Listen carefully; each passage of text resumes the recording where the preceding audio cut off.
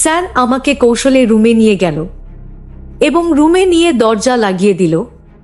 দরজা লাগিয়ে দিয়ে স্যার আমাকে বলল যে, জয়ন্তী, অনেক দিন ধরে আমার মনের ভিতর এক শূন্য শূন্য কথা আটকে রেখেছি, কিন্তু আমি তোমাকে বলতে পারিনি। জয়ন্তী, আমি তোমাকে অনেক অনেক ভালোবাসি। কথাটা না বলে আমি আর থাকতে পারছি না। তোমার রূপ, তোমার লাবণ্য, তোমার যৌবন, তোমার চোখের চাহনি, তোমার হরিণের মতো চোখ, তোমার বোন ও তার মতো চুল, তোমার ব্যবহার, তোমার মিষ্টি মিষ্টি কথা। জয়ন্তী, আমি তোমার এই সব কিছুর মাঝে পড়ে গেছি। জয়ন্তী, তোমাকে আমি আমার হৃদয়ে, তোমাকে আমি আমার অন্তরে, তোমাকে আমি আমার মনের মণিকোঠায় কিভাবে যে স্থান দিয়ে ফেলেছি আমি তা নিজেও বুঝতে পারিনি। জয়ন্তী, এক কথায় বলতে পারো আমি তোমার মধ্যে হারিয়ে গেছি। জয়ন্তী, আমি যখন তোমার চোখের দিকে তাকাই তখন আমার কাছে মনে হয় আমি তোমার চোখের ভাঁজে হারিয়ে গেছি। স্যারের মুখ থেকে এরকম কথা শুনে বন্ধুরা, আমি আর নিজেকে ধরে রাখতে পারলাম না। তারপর আমি স্যারের কথা হলে, স্যার নির্জন রুমে, স্যার মিষ্টি কথা বলে, স্যার আমার সাথে এমন কিছু করছিল তাতে আমার দম বন্ধ হয়ে। বন্ধুরা, গল্পটি অনেক অনেক ইন্টারেস্টিং। আশা করি তোমরা পুরো গল্পটা শুনলে অনেক মজা পাবে। তবে বন্ধুরা, তোমাদের নিকটা আমার ছোট্ট একটি অনুরোধ, তোমরা দয়া করে আমার চ্যানেলটিকে সাবস্ক্রাইব করে আমাকে সাপোর্ট করবে। হ্যালো বন্ধুরা, আমি অনন্ত। আমি বাংলাদেশের ঢাকায় বসবাস করি। আমার বর্তমান বয়স 30। বন্ধুরা, আজকের গল্পটি আমার জীবনে বাস্তব একটি গল্প। তখন আমার 20 কিংবা 21, পাবলিক বিশ্ববিদ্যালয়ের নতুন একজন ছাত্র। ভাবছি আমার বাবার পারিবারিক অবস্থা ভালো না, নিশ্চয়ই আমাকে এক শূন্য কিছু করতে হবে। ভাবতে ভাবতে আমার এক বন্ধুর নাম সৌরভ, তাকে ফোন দিলাম। বললাম, সৌরভ বন্ধু, দেখতে দেখতে তো ইন্টারমিডিয়েট পরীক্ষা দিয়ে বিশ্ববিদ্যালয়ে চান্স পেয়ে ভর্তি হয়ে গেলাম। তুই তো জানিস আমার বাবার পারিবারিক অবস্থা খুব এক শূন্য বেশি ভালো না। বাবা আমাকে পড়ালেখার খরচ দিতে অনেক হিমশিম খাচ্ছে। আমার বাবা সামান্য একজন দোকানদার। আমার বাবার উপর আমার পুরো পরিবার। বাবা আমাদের পড়ালেখার খরচ দিতে অনেক কষ্ট হয়। এখন বন্ধু, আমি এক শূন্য চাকরি অথবা অন্য কিছু করে যদি আমার খরচটা চালাতে পারতাম তাহলে আমার ক্ষেত্রে খুব উপকার হতো। কি করা যায় বন্ধু? এক শূন্য উপদেশ অথবা এক শূন্য পরামর্শ দাও। আমার কথা শুনে আমার বন্ধু সৌরভ কিছুক্ষণ ভাবল। ভাবার পরে বলল, অনন্ত, এই মুহূর্তে আমার কাছে কোনো কিছু নেই। Part time job, full time job অথবা আদার্স কিছু, কিন্তু এক শূন্য অপশন আমার কাছে আছে। সেটা হচ্ছে তুই যদি এক শূন্য টিউশনি ধস তাহলে তোর পড়ালেখার খরচ সব কিছু হয়ে যাবে। আর আমার জানামতে এক শূন্য ভালো ফ্যামিলি আছে। সম্পর্কে আমার চাচি লাগে। চাচির মেয়ের জন্য একজন প্রাইভেট শিক্ষক খুঁজছেন। আজকে সকালেও চাচি আমাকে বলেছিল, সৌরভ, আমার মেয়ের জন্য এক শূন্য ভালো প্রাইভেট শিক্ষক দেখতো বাবা। আমি বললাম, ঠিক আছে, যাচ্ছি, আমি দেখব নেই। আর তুই আমার বন্ধু মানুষ, তোর যে মেধা, তোর যে রেজাল্ট, সব কিছু দেখলেই আমার মনে হয় চাচি তোকে তার মেয়ের জন্য প্রাইভেট শিক্ষক হিসেবে নিয়োগ দিতে দ্বিধা বোধ করবে না। আমি আমার বন্ধু সৌরভকে বললাম, বন্ধু, যদি তোর মনে হয় সেখানে প্রাইভেট পড়ালে আমাকে মোটামুটি ভালো এক শূন্য অ্যামাউন্ট দিবে, যা দিয়ে আমার পড়ালেখার খরচ চলবে, তাহলে আমি তোর প্রস্তাবে রাজি। তারপর বন্ধুরা, আমার বন্ধু সৌরভ তার চাচির কাছে আমার ব্যাপারটা বললে। তার চাচি আমাকে দেখতে চায়। তারপর বন্ধুরা আমি তার চাচির কাছে আমার বন্ধু সৌরভের সহযোগিতায় গেলাম। তার চাচি আমাকে দেখে আমার রেজাল্ট দেখে খুব পছন্দ হলো এবং তার মেয়ের জন্য প্রাইভেট শিক্ষক হিসেবে আমাকে নিয়োগ করল। পরের দিন থেকে আমি প্রাইভেটে প্রথম দিন যখন গেলাম তখন আমার বন্ধুর চাচাতো বোনকে দেখে আমি ফিট খেয়ে গেলাম। এত সুন্দর মেয়ে আমার জীবনে কখনো দেখি নাই।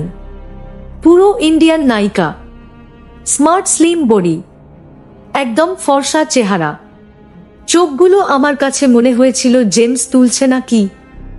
মাথার চুলগুলো আমার কাছে মনে হয়েছিল যে বন্যতা সেনের মতো।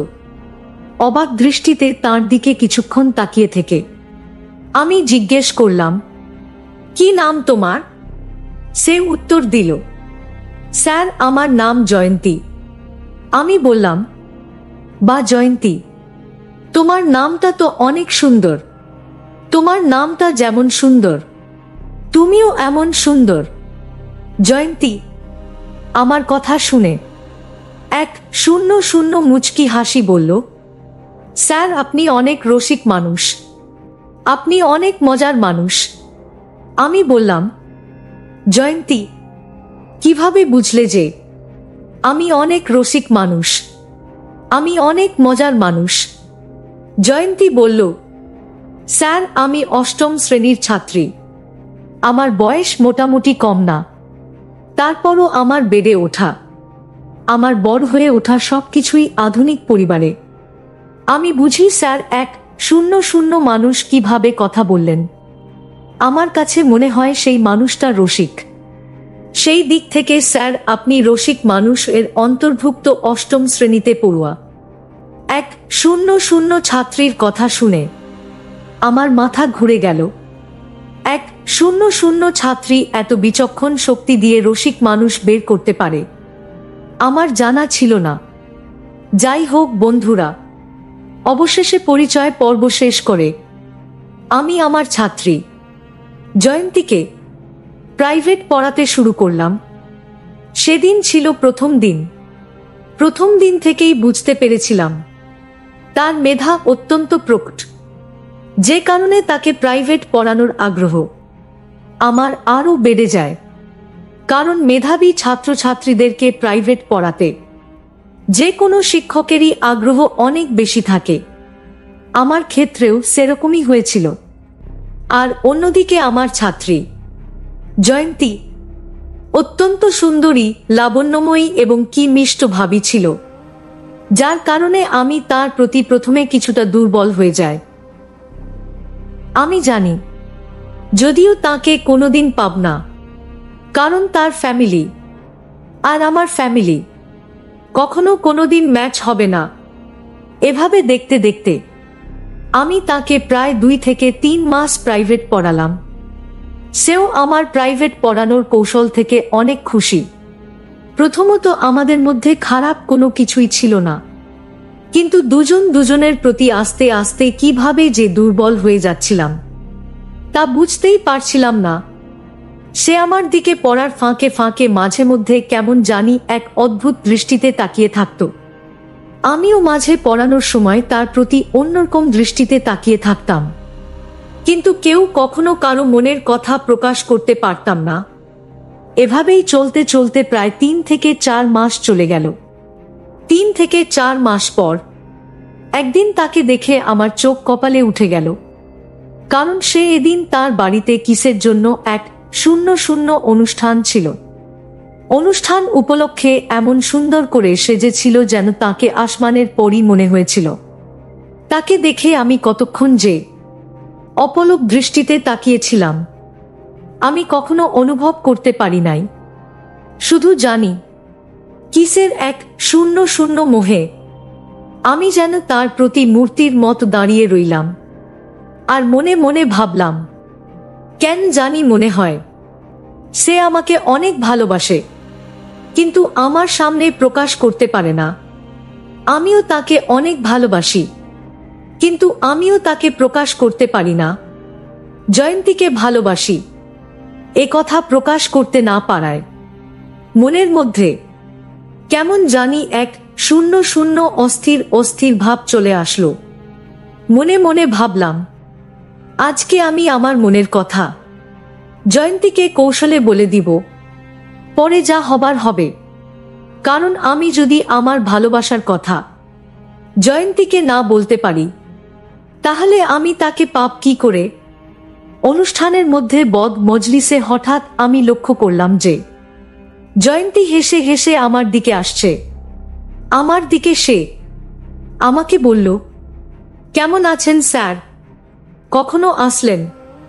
আমি বললাম, এই তো মাত্র এসেছি।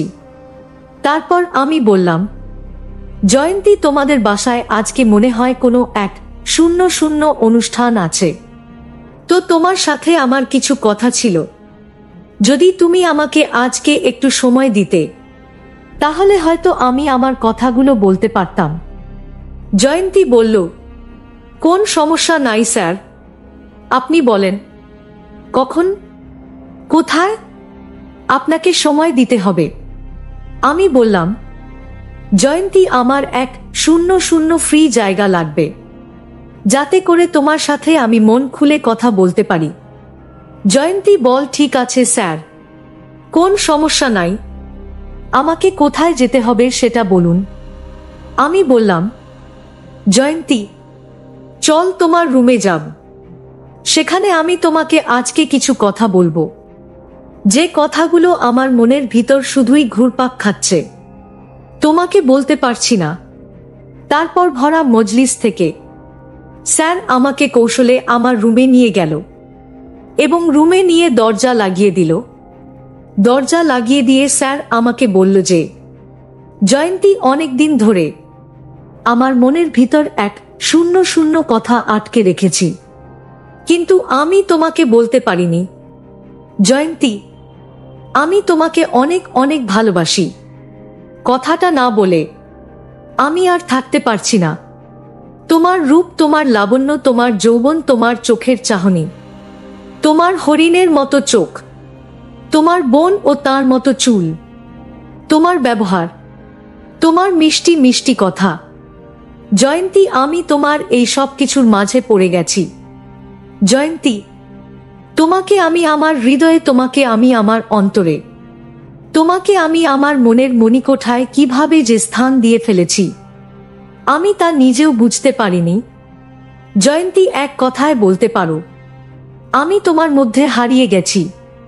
জয়ন্তী, আমি যখন তোমার চোখের দিকে তাকাই, তখন আমার কাছে মনে হয় আমি তোমার চোখের ভাঁজে হারিয়ে গেছি, আমি তোমার প্রেমের আগুনে পুড়ে ছাই হয়ে যাচ্ছি। জয়ন্তী, তাই আমি তোমাকে আমার কথাগুলো না বলে আর থাকতে পারছিলাম না। জয়ন্তী, আমি আমার সবকিছু দিয়ে তোমাকে অনেক অনেক ভালোবাসি এবং আমি আমার ভালোবাসা নিবেদন করছি। জয়ন্তী, প্লিজ, দয়া করে তুমি আমার ভালোবাসা গ্রহণ করো।